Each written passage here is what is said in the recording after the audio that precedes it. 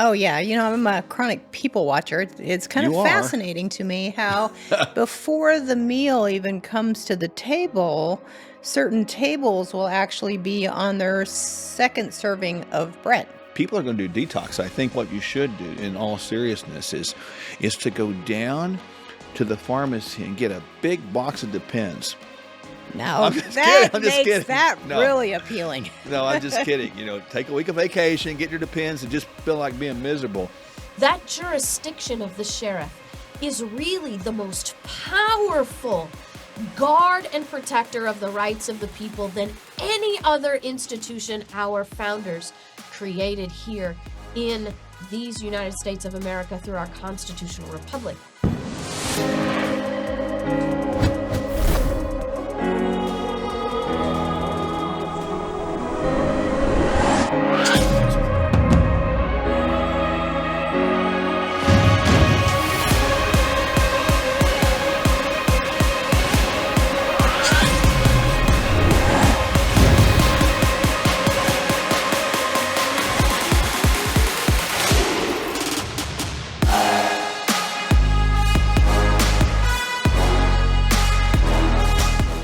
Remember the other night when we were ordering our meal and the waitress says, "I'm coming back with the bread," and off she went. And of course, she came back with the bread, and we started looking around at everybody just devouring this bread. Remember that? Oh, yeah. I'm a chronic people watcher. It's kind of You are. fascinating to me how before the meal even comes to the table, certain tables will actually be on their second serving of bread It truly, I catch her or staring chips. at people, and I'm like, "Don't stare." And she's like, "But I like to watch people." I'm like, "Yeah, but don't stare because they're going to see you Just watching them." curious. Well, I Just know, curious. but I just kind of freaks me out sometime. But anyway, the bottom line is, we saw people just literally chowing down on this bread, and I was kind of thinking through that a little bit on how that bread is really something that probably hurting them pretty bad, isn't it? Well, in the clinic, we always look at basal metabolic rate. And the majority of Yeah. basal metabolic rate never get over 1,900 calories. And we know that in one small little bitty loaf of bread, if you're putting the butter and the margarine or the oil on top of it, you've exceeded 3,000 calories before your dinner gets to the table. Yeah, and a lot of times the bread, I mean, we don't think about these refined wheat products that are really kind of the constructive means of the bread. The They call it protein in the bread, genetically modified. they have, and the wheat kernel, if you will, has three types of protein. It's got wheat, it's got gluten, and it's got gliadin. I mean, most people probably heard about the gluten concept, but interestingly enough, we've heard of this thing called celiac disease. Yeah, oh, Everybody yes. has, but there's It's only on the rise. 2 or 3% of the whole population is celiac disease, but up to 60% are gluten sensitive, which is shocking to me because it's everywhere. It is everywhere. And we know that that tendency to be celiac can actually be in the genes. Totally. However, just because you're born with a certain set of genes doesn't mean you have to have a negative outcome. Now, if we know that and we keep putting that toxin on the system and we barrage it, especially with the genetically modified agent, it's going to get us to that disease quicker and faster. It may not be 40 or Yep. 50 when it shows up. It might be 19 or 20 or even younger. We test a ton of people genetically speaking. And if you're that science geek out there and you're saying, well, what did genetics say about that? Well, there's two different enzymes. One is called HLA-DQ2 and HLA-DQ8. If you're wondering what they stand for, human leukocyte antigen. Big word, but just HLA-DQ2 and 8. But the bottom line is when those things are regulated a certain way, we don't break down gluten. And a lot of people really don't break it down. It becomes this long-term, highly potentially debilitating chronic thing that can happen, and people can't give it up. That blows my mind. That's right. So they can be highly intolerant because Yep. they can't break it down. They can be allergic to it, which is a certain type of immune reaction, or they could be sensitive to it. So building on these different things, we need to think about different alternatives that we can actually do to get this gluten and this bread out of our life if it's the problem. We do. What do you think those would be? Well, there's a couple, but let's don't forget the addictive properties here. The new genetically modified protein that contains the gluten and gliadin specifically, those actually create chemicals when they go into our gut. Remember that? Oh, They're yes. called It's like exorphins, EXORPHINS. They actually bind to the opioid receptors, and we know about the opioid crisis in the U.S. here. But bottom line is, it's kind of sad because it does make people feel good. It takes the pain away for a little bit, and that's why people can't stop. So it's kind of like a drug. Totally. So instead of just one piece, it's 2 pieces, 3 pieces, 4 pieces, or maybe even 2 loaves. You nailed it. That's why the restaurants do that. They're not stupid. They don't use the term addiction. They use the term craveability, and they create this process so you'll come back. And that's why restaurants, they're going to give you free bread and chips because they want to maximize the addictive potential so that you'll think it's a great place and want to come back. We've got to make some changes here. So it's like the right amount of sweetness, the right amount of saltiness, the right amount of doughiness makes people want to come back. And if we have to eat every day, it's harder to break an addiction to bread or these things that have these toxic chemicals in it, gliadomorphins, gluten, than it is an addiction to drugs then. Well, it really is. And the bottom line is, we've dealt with people a long time, and I know this is one of our great frustrations. Somebody's like super sick, their gut lining is so tore up. They've developed autoimmune conditions because they won't stop eating these breads that contain high amounts of gluten because it's so addicting. And then they can develop autoimmunity of the colon, like a colitis or something like Crohn's. And that's a bad deal. And we see that happen all the time. We've seen it happen in family members. We've seen it happen in friends, and they just won't stop. And it's like, what are we doing with that? But we've got to give them alternatives, right? You agree with that. Absolutely. So we know a few alternatives that people can do besides just going for the bread. There are things like cloud bread. We can use almond flour in our bread. We can literally make a loaf of bread out of almond flour, coconut flour, keep it completely gluten-free. Yep. Those that are not completely allergic, intolerant, or sensitive to it and just want to moderate their system and not create this GI intestinal permeability or leaky gut, so to speak, they could even go for the sprouted grains. That's right. Well, when you think about cloud bread, there's recipes out there like everywhere. And so, again, it's egg whites, almond flour, coconut flour, and then there's cauliflower crust in some pizzas. There's that's kind of genius. Cauliflower wraps that people are having as a place of these breakfast wraps. Brilliant stuff to sub in there, and eventually you won't lose the taste and the sort of culture of that that we have, and you can still maintain your taste, but you can avoid the addiction and avoid a lot of these things can be rebuilt with the construction of the gut. So you're saying with these we can avoid the health consequences if we choose healthy alternatives. We can, and we really need to know kind of what is up with that and test the right things we can test for that. So if you're curious out there and you say, well, am I sensitive to gluten? Reach out to us. We can help you out and give you some good alternatives. No, you don't need adult diapers for detox. Coming up next.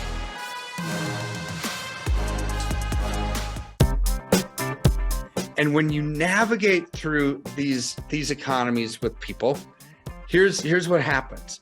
We want to hold their hand through it, let them know when it's time to buy, sell, reallocate, get out of Dodge. Because a lot of times when you're struck with fear does 2 things. Number 1, it can paralyze, and people just put their head in the sand and say, I'm just going to forget about it and hopefully it gets better.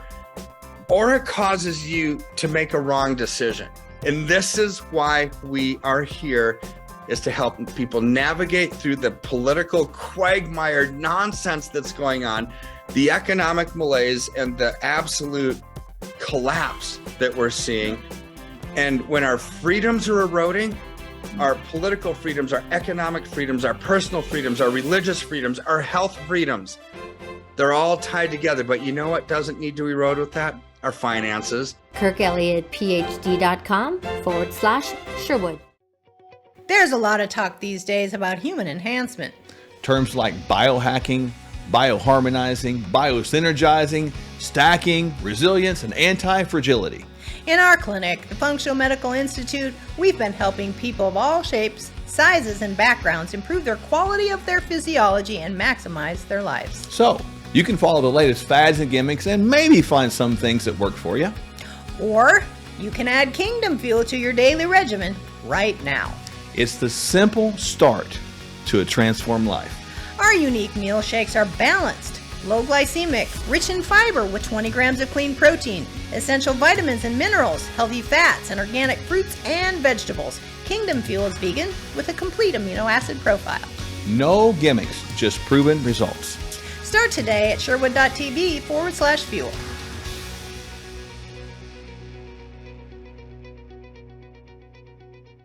Hey there, Kevin Sorbo here. Now, deep down, we know this. We're more than just a brain and a body. We're a spirit, we're a soul, and we're also a physical temple.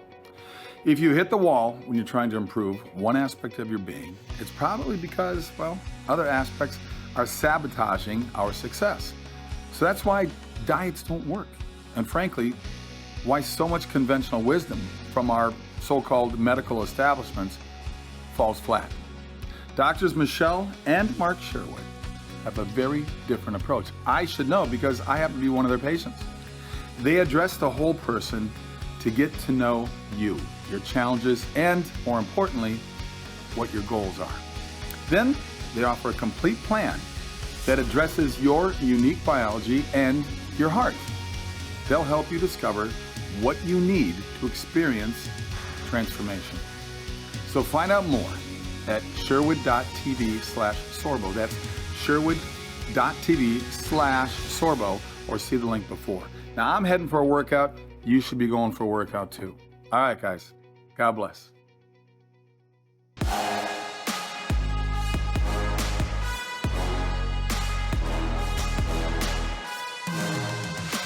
People get so flipped out of their mind when we start using this idea of detox, or you want to do a detox, don't they? Oh, yes. People will call up and say, do I need to like take a week off? Do I need to plan for this? Is this something that I need to go to the pharmacy and maybe get some, medication to keep me from having the runs? No, or... I think really people are going to do detox. I think what you should do in all seriousness is to go down to the pharmacy and get a big box of Depends. No, I'm just that kidding. I'm just makes kidding. that No. really appealing. No, I'm just kidding. Take a week of vacation, get your Depends, and just feel like being miserable, and become homicidal, suicidal. No, it's not like that at all. But people do freak out, don't they? They do. And we're here to actually take that fear out. Detoxing really, it's designed to help this body function better. And especially the way that we do it in the clinic, or we have people participate with us when we go through our group detoxes on a quarterly basis, is it is actually something that is designed to kind of turn the system down a little bit. Yeah. Remove the incoming agents from the outside. We call those persistent organic pollutants. POPs, And POPs for short. POPs. And if the body has a lot of these incoming POPs and it has a very low ability to eliminate, that's called the toxic burden. Yep. So the first thing in detoxification is simply decreasing the incoming load. Stop the madness. Just return to a whole nutritional eating plan, which is fresh and raw fruits and vegetables, nuts and seeds, and good clean proteins before you go on to any other type of detox. That's phase number one. Well, it's fascinating with detox too. A lot of people have this weird idea, and we do this as a group, about 4 times a year. So if you're out there and are interested, you need to reach out to us and get hooked up. We have about 900 and some odd people in that group now around the world, and they do it with us quarterly. It's pretty cool because some people are in there and they're kind of veterans, and they can help us now, thank God, talk people off the edge. And it gives people an accountability partner. And we know that partnering with somebody oftentimes keeps you out of that process of loneliness. And if you have a question, we're there to answer it for you. When we think about detox, and this is kind of a way to take a very complex process and really simplify it in a way people understand, I've kind of used this little, kind of a bar analogy before. It kind of makes sense. So, let's think about detox like think about a bar. Okay, in a bar, you've got people that are coming in. Some might be typical drunks, and some might be potential drunks, and some might just be having a recreational drink. Well, then you got your bouncers, right? So they have to kind of check out these toxic Better. individuals. And the bouncers typically know who those people are.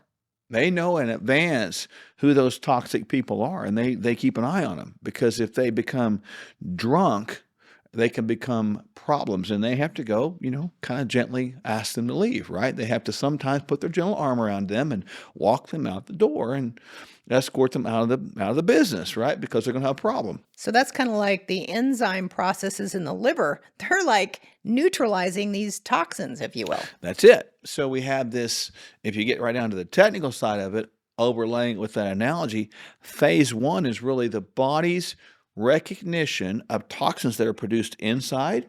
Those are called endogenous, endogenous. And then there's these ones that are coming into us from outside, exogenous. They come in from the outside in. And those are everywhere. Right? The list of those is here, and the list of endogenous ones are here. So that would be the persistent organic pollutant load that's coming in to aggravate these enzymes in the liver. The bouncers in the liver, they have to take control of that so they can neutralize them and get them out. They do. And things that come in from the outside, not only is it pollutants, it could be just, chemicals in food. It could be things that we're exposed to in water, things that we're exposed to in air, and they load up in our system, and our body goes, hey, I need to pay attention to that, just like a good bar would do. They'd pay attention to their clientele, right? They'd get to know them, maybe by first name, and the more you know who they are, you know how to deal with them. But when that system gets so overloaded, right, our body's really ability to take a toxin, which is generally fat soluble. And what that means is that they like fat. So if they don't get eliminated from the body, they accumulate in fat cells in the body. The brain is mostly fat. So, I think about, that being a home for potential toxins. I think of the obesity crisis that is in America today. Home for potential toxins that aren't getting eliminated. So, when you talk about the detox process, it's really getting these fat-soluble things out of our body by turning them into a water-soluble thing so they can be eliminated, whether it be through the urine or the bowels or even through sweat.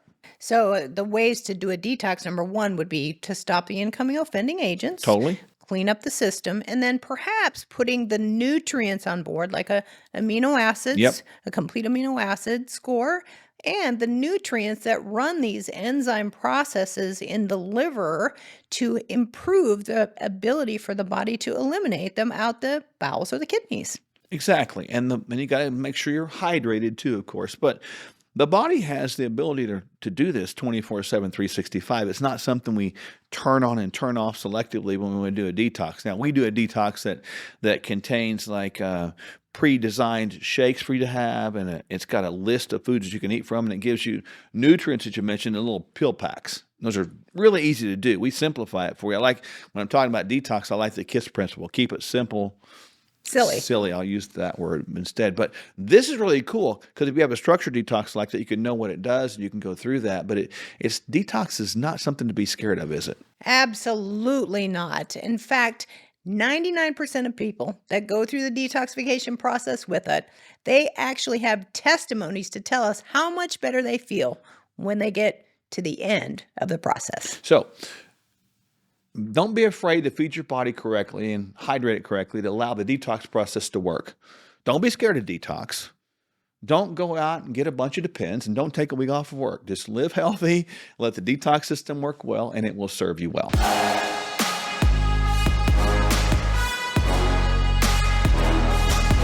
Let's get real. Most emergency food is just as bad for you as any other choice in the standard American diet. And that's just sad. We don't just need food. We need highly nutritional food. We don't just want to survive food shortages. We are meant to thrive in adversity. Complete your daily nutrition and have shelf-stable Kingdom Fuel as a cornerstone of your food supply. Don't sacrifice your health or your taste buds. Stock up on Kingdom Fuel now. And when you navigate through these economies with people, here's what happens. We want to hold their hand through it, let them know when it's time to buy, sell, reallocate, get out of Dodge. Because a lot of times when you're struck with fear, fear does two things. Number one, it can paralyze, and people just put their head in the sand and say, I'm just going to forget about it and hopefully it gets better. Or it causes you to make a wrong decision. And this is why we are here, is to help people navigate through the political quagmire nonsense that's going on, the economic malaise, and the absolute collapse that we're seeing. And when our freedoms are eroding, our political freedoms, our economic freedoms, our personal freedoms, our religious freedoms, our health freedoms, they're all tied together. But you know what doesn't need to erode with that? Our finances. KirkElliottPhD.com/Sherwood. I know you are God. I can't believe I trusted you. I'm Michelle. I'd love to work here. Do you have what it takes to be a champion? Yes, Master, I do.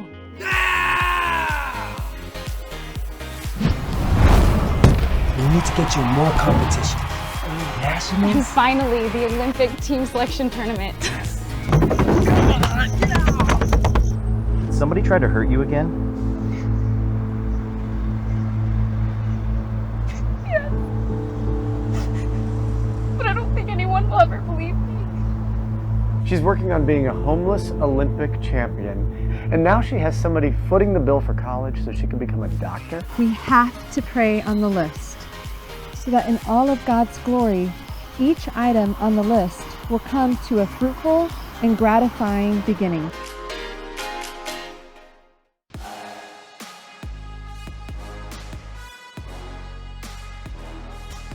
We have a brand new documentary out called Non-Compliant to the Sheriff.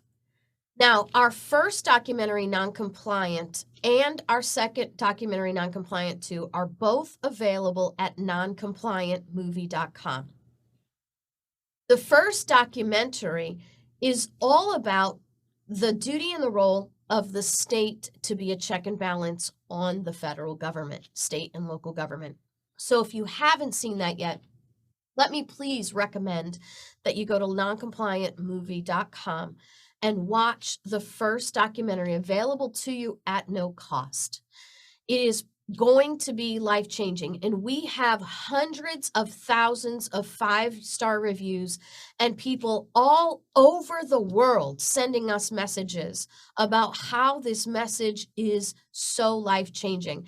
And it's a global message because, really, it's about your inherent rights. It's about why government is designed for one purpose. The purpose is to secure your rights, and how our founders put together our governments in order to retain the power by the people to be a check and balance on government through state and local government. And from that, we were inspired to create Non-Compliant to the Sheriff. Now, I have been for nearly a decade, traveling around the country teaching sheriffs and deputies a 3-hour continuing education course, all about the role and the duty of the sheriff, the history of the sheriff's role and duty to secure our rights, not to violate them. We have a whole section on the First Amendment, the Second Amendment, the Fourth Amendment, what our sheriffs and their deputies need to know not to be sued. And then we have a section on the jurisdiction of the sheriff, which is so incredibly important. That jurisdiction of the sheriff is really the most powerful guard and protector of the rights of the people than any other institution our founders created here in these United States of America through our constitutional republic.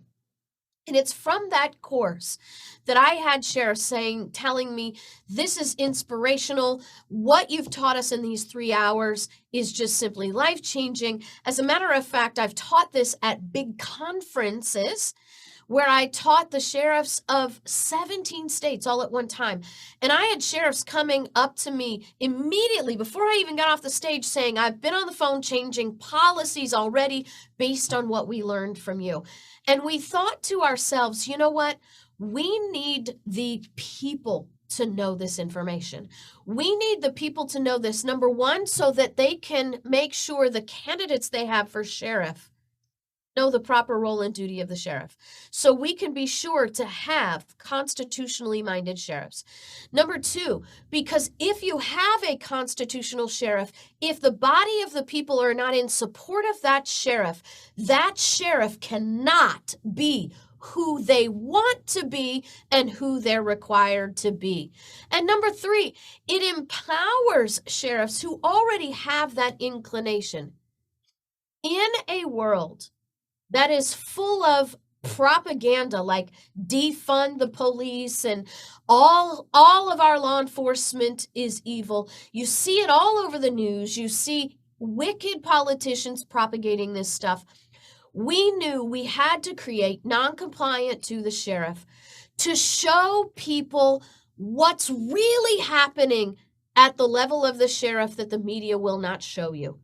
There are sheriffs all over America who are standing up in defiance of unconstitutional laws and orders and edicts, in defense of the property rights of the people, and they've been doing this for years. But the politicians and the media do not want you to know this. They do not want you to know what sheriffs are doing successfully, regularly, to stand for people's rights, because this is how government's supposed to really, really work.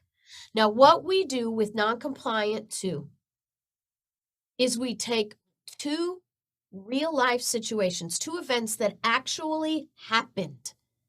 A pastor who refused to shut down his church over COVID, and a sheriff who arrested him for it.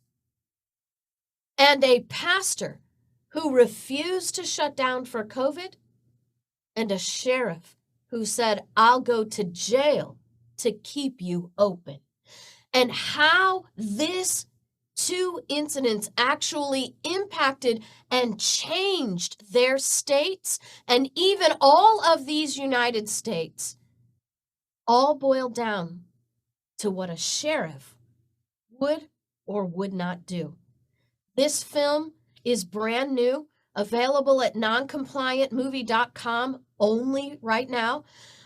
Pretty soon we're going to make it available on DVD, so maybe by the time you see this, it will be available on DVD at noncompliantmovie.com. But we're already getting messages about how this is life-changing. And to be honest, if you share this with your sheriff might be one who has watched this movie and come back to us and asked us to come and train their deputies. Noncompliantmovie.com. It will be life-changing.